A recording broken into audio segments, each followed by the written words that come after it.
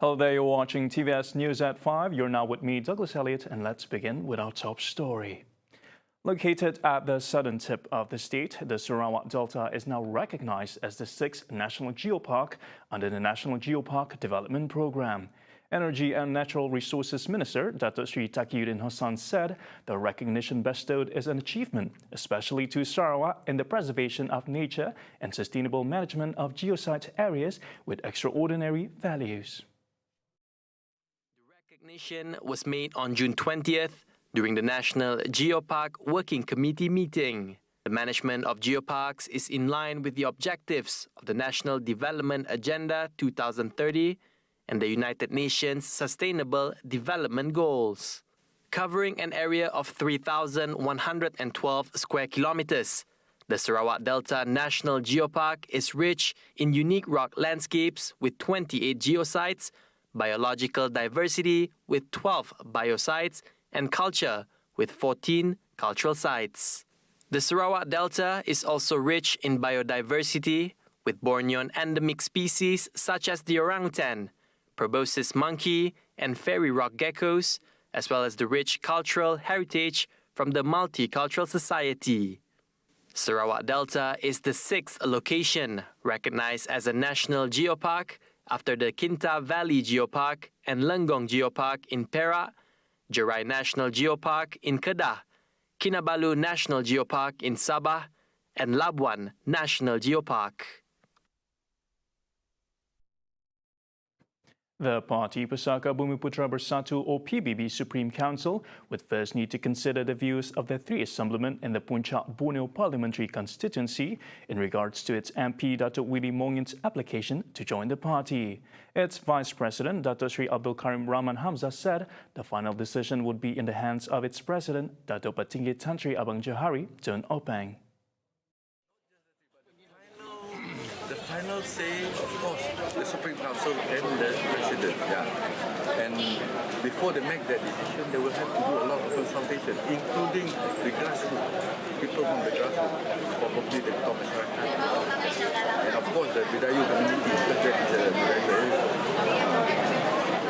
He said views from Tarat Assemblyman Datuk Roland Sagah Wee In, Mambong Assemblyman Datuk Dr. Jarib Susil, and Serembu Assemblyman Miro Simo will be taken into account before the matter is decided. On Monday, Willie, who is also Deputy Minister of Plantation Industries and Commodities and currently a Bersatu member, had confirmed that he had submitted his application to join PBB a few months back. He won the Puncak Borneo Parliament seat in the 14th general election under a PKR ticket, but was ditched by the party after joining several PKR MPs who withdrew their support for the Pakatan Harapan government during the 2020 Sheraton move before joining Bersatu. The sight of a floating body in Sungai Rajang SARIKEI on Wednesday sent residents into shock, as the body of the unidentified man was discovered by a member of the public at around 2 p.m. near the Express Boat Terminal 2. According to the SARIKEI Fire and Rescue Department Bomba Chief Mahmudin Narudin, a distress call was made by the Sarawak Rivers Board after a villager informed them of the discovery. Pihak bomba menerima panggilan kecemasan memaklumkan ada mayat lelaki yang tidak berpakaian terapung yang berdekatan dengan tebingan. Dijumpai oleh orang awam yang kebetulan melalui kawasan tersebut, dan dia kemudiannya bergegas memaklumkan kejadian penemuan itu kepada pihak berkuasa sebelum anggota dari Balai Pemadaman SARIKEI dikerahkan ke lokasi kejadian. Sebaik sampai di tempat itu, kita mendapati mayat dalam keadaan terlentang dan tanpa pakaian. Lokasi ini terletak kira-kira 4 km dari Terminal 2 SARIKEI. The body was then handed over to the police for further action. Members of the public with information regarding the identity of the body are asked to come forward to assist in the investigation. In a similar incident, a bomba team said the body of a man who had been reported missing in Ulu Naha Nyabong was recovered around 9:40 p.m. on Wednesday. The body of 36-year-old Heli Nyalong was discovered by villagers approximately 5 meters from where he was reported missing on Tuesday. A 4-hour boat ride from Bakun Jetty with zero network coverage at the location. The body was later brought back to the man's longhouse before being taken to Bintulu Hospital for a post-mortem.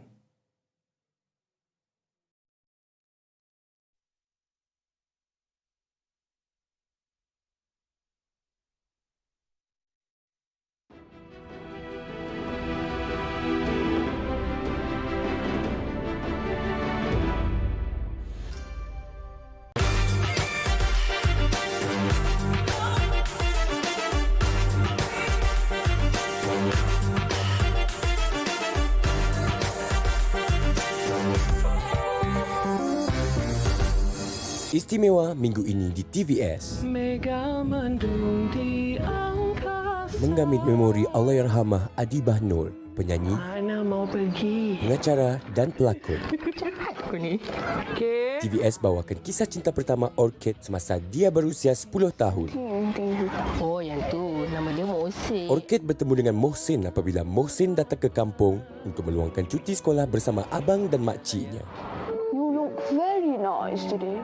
Lakonan Syafina Swib, Sharifah Ariana, Sharifah Alia dan dalam kenangan Allahyarhamah Adibah Nur. Pandai. Jangan terlepas untuk menonton Mohsin.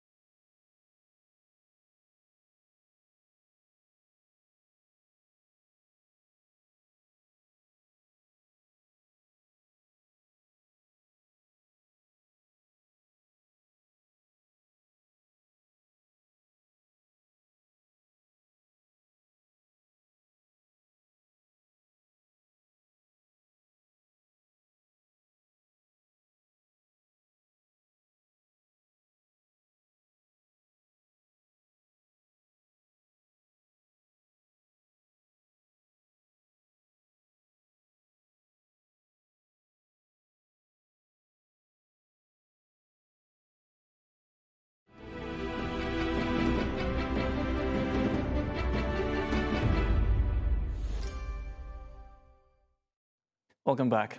The successful launch of the MESAT 3D satellite on Thursday is hoped to help bridge the digital divide and lure more young people to venture into the aerospace industry.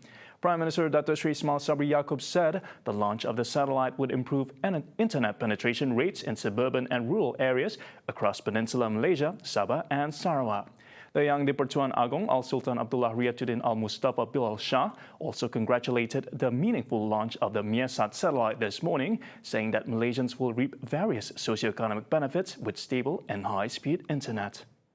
In his Facebook post, the Prime Minister congratulated the launch and said it would help the government in continuing the country's digital agenda through the National Digital Network or Jendela plan for all Malaysians. The Prime Minister had earlier joined 600 other guests to watch the live streaming of the launching of MESAT 3D into orbit at the Dewan Merdeka World Trade Center in Kuala Lumpur.